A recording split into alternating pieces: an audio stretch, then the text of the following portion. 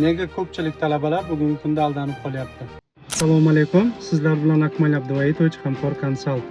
Agar kanalimizda yangi bo'ladigan bo'lsangiz, podpiska bosib, like bosib, yaqinlarga yuborib qo'yamiz. Aziz birodarlar, xususiy universitetda o'qiydigan ba'zi bir talabalar savollar bilan murojaat qilyapti. Sababi kunduzgi shaklda o'qiydigan bir talabamiz RVPOga hujjat topshirgani borganda hujjatlarni qabul qilmagan va davlat universitetlariga hujjatlarni topshirib, undan keyin RVPOga hujjat topshirishni tavsiya bergan.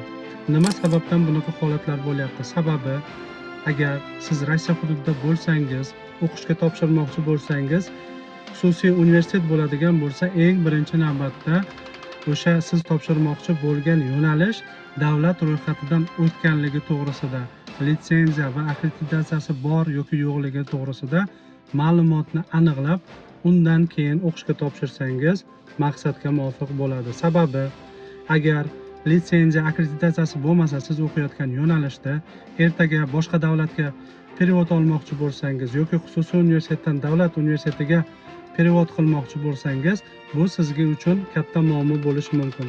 Ba'zi holatlarda ba'zi universitetlar siz o'qiyotgan yo'nalishni tan olmasligi mumkin, ya'ni perevodingizni qabul qilmasligi mumkin.